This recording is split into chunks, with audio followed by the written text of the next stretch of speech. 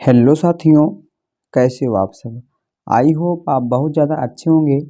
दोस्तों, आज के इस वीडियो में हम बात करने वाले हैं मेंडल के नियमों के बारे में। दोस्तों, जैसा कि आप सभी जानते हैं कि ये जो क्वेश्चन है ना, ये बहुत ही ज़्यादा इम्पॉर्टेंट है और हर साल आपके बोर्ड एग्जाम में पूछा जा रहा है। तो मेरे दोस्त, इस बार भी ये आएगा, तो इसीलिए आप इसको बहुत ही बेहतरीन तरीके से तैयार कर लीजिएगा। ठीक है मेरे दोस्त, मैं आपको बहुत ही आसान तरीके से बताने वाला हूँ।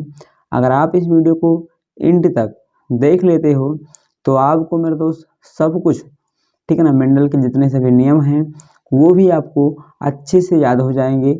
ठीक है ना, आपको रटने की ज़रूरत नहीं यहाँ पर पड़ेगी। तो मेरे दोस्त, आपसे रिक्वेस्ट है आप वीडियो में एंड तक बने रहिएगा। ठीक है ना, तो चलिए नो बकवास, वीडियो को हम शुरू कर लेते हैं। ठीक है मेरे दोस्तों, तो जो क्वेश्चन में पूछा जाता है बोर्ड एग्जाम में, उसमें इस प्रकार से पूछ लेता है कि मेंडल ने एक संकरण के आधार पर कितने नियम दिए थे। तो बच्चे गलती कर देते हैं, वो वहाँ पर 3 नियम लिखकर चले जाते हैं। लेकिन मेरे दोस्त, आपको ये पॉइंट याद रखना है कि मेंडल जी ने एक संकरण के लिए 2 नियम दिए थे। ठीक है ना, पहला प्रभाविता का नियम और दूसरा कौन सा है, पृथक्करण का नियम। ठीक है मेरे दोस्त, और इन्होंने एक तीसरा नियम दिया था जिसको हम स्वतंत्र अपविभवन का नियम कहते हैं। ठीक है ना, वो किस पर था, तो वो द्विसंकर संकरण पर था। ठीक है मेरे दोस्त, तो आप ये पॉइंट विशेषकर याद रखिएगा कि मेंडल जी ने 3 नियम दिए थे। लेकिन अगर इस प्रकार से पूछे कि मेंडल जी ने एक संकरण के आधार पर कितने नियम दिए, तो आपको बोर्ड एग्जाम में 2 नियम लिख के आने हैं। ठीक है ना, और अगर इस प्रकार से पूछे कि मेंडल जी ने संकरण के आधार पर जितने नियम दिए उनकी व्याख्या कीजिए, तो आपको केवल एक नियम स्वतंत्र अपविभवन का नियम लिख कर आना है। और मेरे दोस्त, अगर आपसे पूछ लेता है कि मेंडल के नियमों की व्याख्या कीजिए, तब आपको तीनों नियम लिखकर आना है। ठीक है मेरे दोस्तों, तो आपको यहाँ पर थोड़ी सी भी गलती नहीं करनी है। ठीक है ना, बहुत से बच्चे इसमें गलती कर देते हैं कि एक संकरण में कितने नियम, तो 3 नियम लिख के चले आते हैं। तो दोस्तों, आशा करता हूँ कि आप इस पॉइंट को तो अच्छे से समझ गए होंगे। तो चलिए अब हम दोस्तों एक एक करके सभी नियमों को अब हम पढ़ लेते हैं। दोस्तों, यहाँ पर जो हमारा पहला नियम है वो है प्रभाविता का नियम। क्या है मेरे दोस्त, प्रभाविता का नियम। सबसे पहले एक बार हम इसको पढ़ेंगे।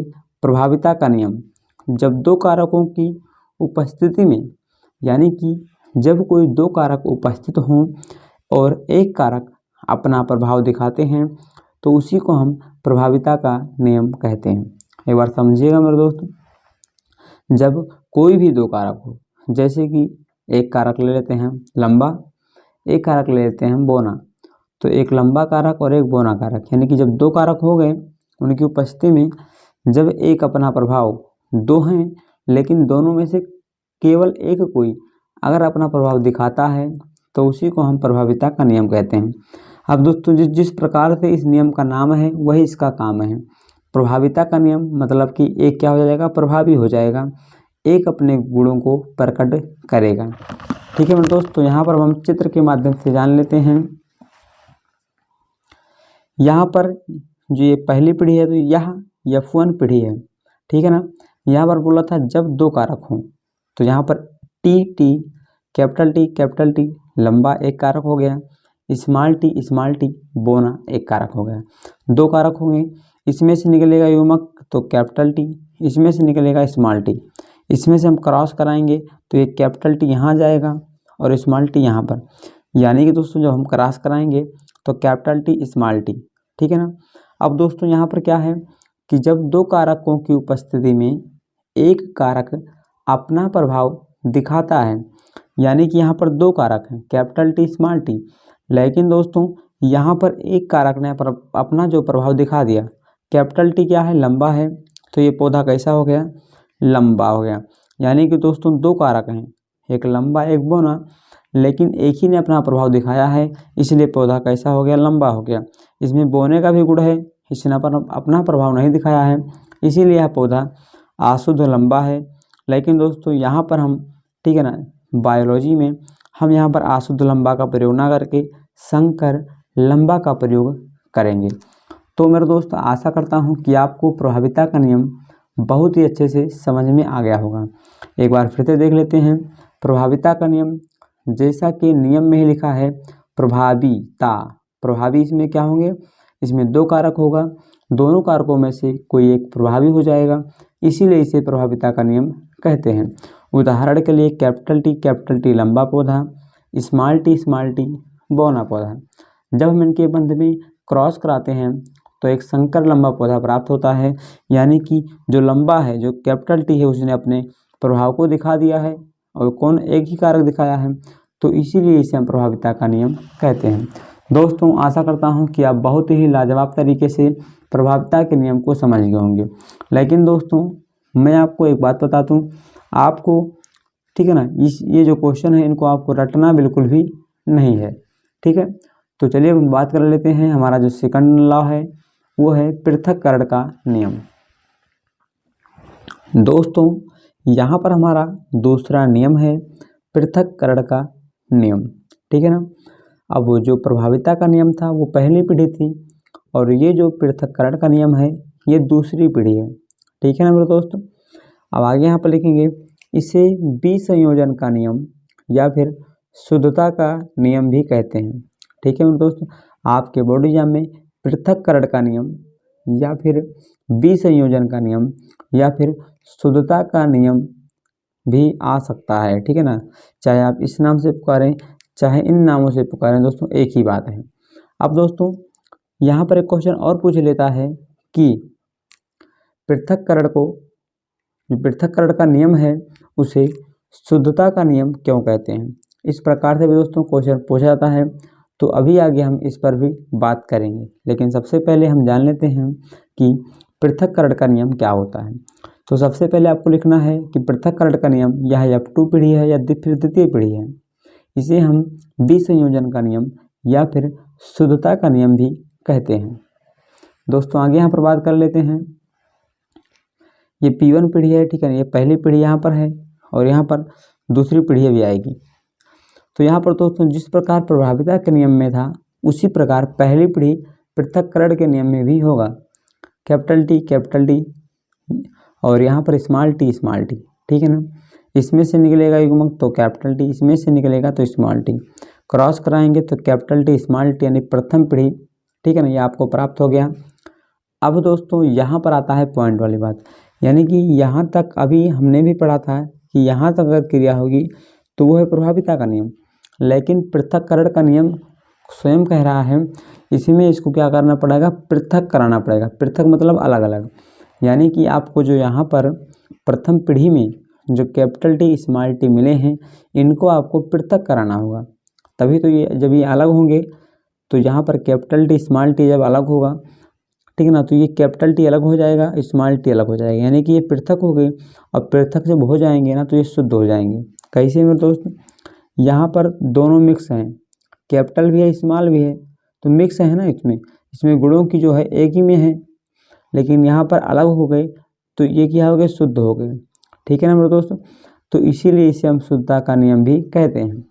अब क्वेश्चन में आप जो उत्तर लिखेंगे कैसे लिखेंगे मेरे दोस्त, तो क्वेश्चन इस प्रकार से आता है कि पृथक्करण के नियम को शुद्धता का नियम क्यों कहते हैं। तो मेरे दोस्त सुनिएगा, तो आपको वहाँ पर लिखना है कि पृथक्करण के नियम को शुद्धता का नियम इसीलिए कहते हैं क्योंकि वो पहली पीढ़ी में तो यहाँ पर साथ साथ रहते हैं, लेकिन जब वे दूसरी पीढ़ी में जाते हैं या फिर उनके मध्य में स्वपरागण कराया जाता है तो वे पृथक पृथक हो जाते हैं, तो वे अलग अलग हो जाते हैं। इसीलिए हम पृथक्करण के नियम को शुद्धता का नियम भी कहते हैं। दोस्तों आशा करता हूँ कि आप बहुत ही लाजवाब तरीके से इसको समझ गए होंगे।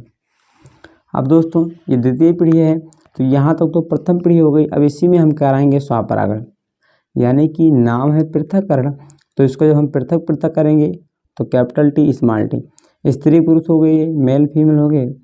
अब यहाँ पर कैपिटल टी स्मॉल टी है तो यहाँ पर कैपिटल टी अलग करेंगे स्मॉल टी, फिर कैपिटल टी स्मॉल टी, इसका इससे होगा तो कैपिटल टी, इससे इसका होगा तो कैपिटल टी स्मॉल टी, इसका एक बार इससे होगा तो कैपिटल टी स्मॉल टी। लेकिन दोस्तों यहाँ पर आपको एक पॉइंट याद रखना है कि जो कैपिटल होगा उसी को हम पहले लिखेंगे, ठीक।